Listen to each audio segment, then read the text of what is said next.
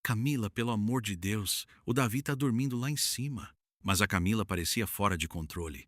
Cansei de proteger todo mundo, ela disparou. Cansei de viver presa num casamento medíocre, porque você achava o Rafael um santo.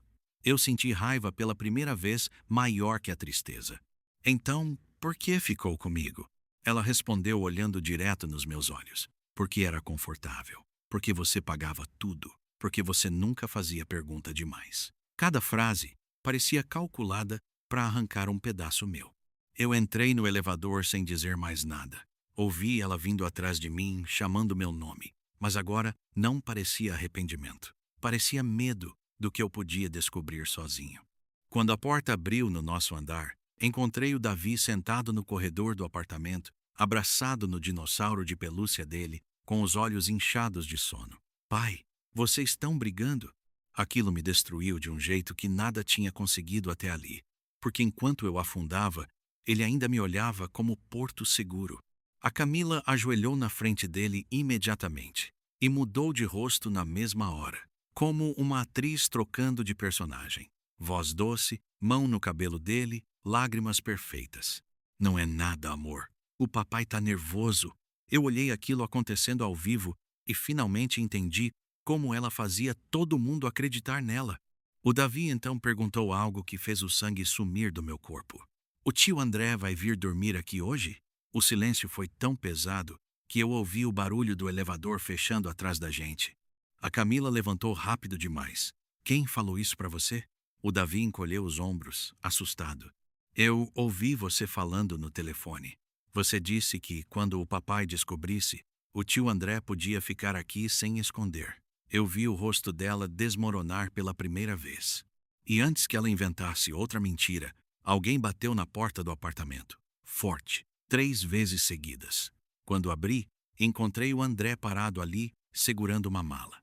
O André estava com uma mala numa mão e o celular na outra, como se ainda acreditasse que dava para controlar a situação conversando. Quando ele viu meu rosto, parou na hora.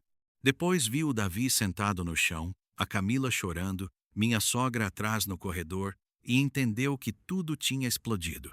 Rafa, ele começou, mas eu senti um ódio tão forte subir que precisei segurar a porta para não partir para cima dele. O pior foi o Davi correndo até ele. Tio André! Meu filho abraçou as pernas dele sorrindo, sem entender nada. E o André retribuiu automaticamente como alguém acostumado àquilo. Aquele gesto acabou comigo mais do que qualquer exame. Porque não parecia um estranho invadindo minha família. Parecia alguém que já fazia parte dela. Fazia tempo. A Camila fechou os olhos como se tivesse percebido tarde demais o tamanho da destruição. Você não devia ter vindo, ela sussurrou. O André respondeu olhando para mim, não para ela. Ele já sabe, então acabou. Acabou. O jeito calmo como ele falou me fez perder o controle. Eu empurrei ele contra a parede do corredor e ouvi a mala cair no chão. Minha sogra gritou, o Davi começou a chorar desesperado e a Camila tentou me puxar. Rafael, para! Só que anos de confiança quebrando ao mesmo tempo transformam qualquer homem em alguém irreconhecível. Há quanto tempo? Eu gritei segurando a camisa dele. O André não reagiu. Isso me deixou mais furioso ainda. Ele só falou baixo. Não foi planejado. Eu ri na cara dele. Você é padrinho do meu filho. E então veio outra facada. Ele olhou para o Davi antes de responder. Talvez isso seja parte do problema. Eu soltei ele na mesma hora. Porque naquele instante eu entendi o que ele queria dizer. A Camila começou a negar imediatamente. Não fala isso perto dele. Mas já era tarde. Eu olhei para o André e perguntei, você acha que o Davi é seu? Ele demorou segundos demais. Segundos que destruíram tudo. A data bate, ele respondeu por fim. Minha visão escureceu. Eu lembro do Davi chorando agarrado na minha perna e perguntando por que todo mundo estava brigando. Lembro da minha sogra chamando o nome de Jesus no corredor. E lembro principalmente da Camila olhando para o André com raiva, não porque ele tinha me machucado, mas porque tinha falado demais. Então o celular dela vibrou outra vez. Ela tentou esconder, mas eu arranquei da mão dela antes. Era um grupo no WhatsApp chamado AP Novo. Tinham ela, o André e mais uma pessoa salva como Doutora Paula. Em cima da conversa, uma mensagem enviada minutos antes. Ele descobriu antes da transferência? Meu coração disparou. Transferência de quê? Eu abri as mensagens sem ouvir os gritos da Camila atrás de mim. Fotos de apartamento mobiliado em Vinhedo, conversas sobre escola para o Davi, lista de móveis. E uma mensagem da Camila enviada 2 dias antes. Assim que o Rafael assinar, a gente começa a nossa vida sem precisar esconder mais nada. Só que tinha um detalhe pior. Muito pior. O documento anexado logo abaixo tinha meu nome no cabeçalho. Procuração patrimonial, com minha assinatura. Uma assinatura que eu nunca dei. Eu fiquei olhando aquela procuração na tela, sem conseguir respirar. Meu nome, meu CPF, minha assinatura copiada quase perfeita no final do documento. A Camila tentou pegar o celular de volta imediatamente. Rafael, me escuta. Isso não é o que você está pensando. Mas quando alguém fala isso, depois de destruir sua vida inteira, a frase perde qualquer sentido. Eu empurrei a mão dela e continuei lendo enquanto o André permanecia parado no corredor, como se finalmente tivesse entendido que não existia mais saída elegante para aquilo. A procuração dava autorização para a venda do nosso apartamento. Nosso apartamento, o imóvel que eu financiei durante anos, fazendo hora extra, recusando viagem, vendendo carro para baixar parcela. E o pior não era isso. O pior era a data. O documento tinha sido feito 3 semanas antes, exatamente no dia em que a Camila me levou para jantar num restaurante caro em Sousas. Chorou na mesa dizendo que sentia falta da gente. Segurou minha mão e perguntou se eu ainda confiava nela. Eu senti vontade de vomitar ali mesmo. Você ia me roubar? Perguntei olhando direto para ela. A Camila começou a balançar a cabeça rápido. Não era roubo, eu só precisava me proteger. Aquilo foi tão absurdo que até o André fechou os olhos de vergonha. Minha sogra sentou no chão do corredor porque não aguentava mais ficar em pé. E o Davi continuava chorando baixinho, agarrado no dinossauro, sem entender por que os adultos tinham virado monstros na frente dele. Então eu vi outra mensagem no grupo, da tal Doutora Paula. Ele não pode descobrir sobre a clínica. Meu coração disparou de novo. Rolei a conversa mais para cima e encontrei recibos, exames, áudios apagados e uma sequência de mensagens da Camila falando sobre inseminação. No começo, meu cérebro recusou entender. Depois tudo encaixou de uma vez, de um jeito tão cruel que eu senti as pernas fraquejarem. Meu Deus, eu falei baixo. A Camila começou a chorar desesperada pela primeira vez de verdade. Eu ia contar, mas eu já tinha lido. Já tinha entendido. O exame de DNA não existia porque ela não sabia quem era o pai. Existia porque talvez nenhum dos dois fosse. A última mensagem dela para a médica dizia: se der certo dessa vez, o Rafael nunca vai desconfiar. Eu levantei os olhos lentamente. O Davi? Minha voz falhou. O Davi foi planejado? Ela começou a dizer meu nome repetidamente, tentando se aproximar, mas eu recuei como se ela fosse perigosa, porque naquele momento ela era. Finalmente, entre lágrimas e soluços, ela confessou. Depois que um médico disse que eu tinha baixa fertilidade, ela entrou em pânico com medo de eu nunca conseguir ter filhos. Só que em vez de conversar comigo, ela procurou a clínica da amiga, e o André ajudou. O que significa ajudou? Perguntei, já sabendo que minha vida nunca mais voltaria ao normal. O André olhou para o chão. A Camila fechou os olhos. E então, ela disse a frase que destruiu o último pedaço de mim que ainda estava de pé. O Davi pode ter sido feito numa clínica ou no quarto de hotel do André. Eu nunca soube qual tentativa funcionou. Depois que ela disse aquilo, ninguém falou mais nada por vários segundos. O corredor do prédio parecia sem ar. Eu olhei para o Davi sentado no chão e senti uma dor tão absurda que mal conseguia ficar de pé. Porque no meio de toda traição, toda mentira, todo dinheiro escondido, existia uma criança inocente olhando para mim como se eu ainda pudesse consertar o mundo. E talvez aquele tenha sido o momento mais cruel da minha vida. Perceber que eu não sabia mais quem eu era para ele. A Camila tentou tocar meu braço. Rafael, escuta, eu sempre te amei do meu jeito. Eu ri de um jeito estranho, vazio. Do seu jeito? Rafael, minha voz saiu baixa, mas pior que grito. Você destruiu minha cabeça, meu casamento, minha casa e ainda quer falar de amor? Ela começou a chorar, dizendo que tudo saiu do controle, que o André virou um erro que cresceu, que a clínica prometeu sigilo, que ela só queria uma família perfeita. Só que nada daquilo explicava anos de manipulação. Então o André finalmente falou algo que mudou tudo outra vez. Ela não te contou a verdade inteira. A Camila virou para ele desesperada. Cala a boca. Mas ele parecia cansado também, como alguém que já não conseguia sustentar o próprio personagem. Ele me olhou direto e disse: a procuração não era só para o apartamento. Pegou o celular da Camila da minha mão, abriu outra conversa arquivada e mostrou um áudio. Era a voz dela.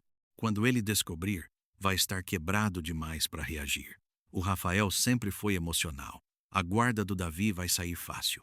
Eu senti o sangue gelar. Não era só traição. Eles estavam planejando tirar meu filho de mim. Meu filho. Não importava o DNA naquele momento. Eu fui o homem que acordava de madrugada quando ele tinha febre, que ensinou ele a andar de bicicleta, que ficou sentado em apresentação de escola filmando tudo igual um idiota orgulhoso. E eles estavam falando da minha destruição como estratégia. A Camila começou a gritar com o André, chamando ele de covarde, dizendo que ele prometeu proteger ela. E foi aí que veio a última verdade. André riu sem humor e falou: eu nunca quis ela, Rafael. Eu queria o Davi. O silêncio, depois disso, foi monstruoso. Ele passou a mão no rosto e continuou. Ela era obcecada em manter vocês juntos por aparência. Eu só fiquei porque acreditava que o menino era meu. A Camila avançou nele como se quisesse matar ele ali mesmo. Minha sogra começou a passar mal de novo. O Davi chorava, agarrado na minha perna. E eu percebi uma coisa horrível. No fim, nenhum deles amava de verdade, nem um ao outro.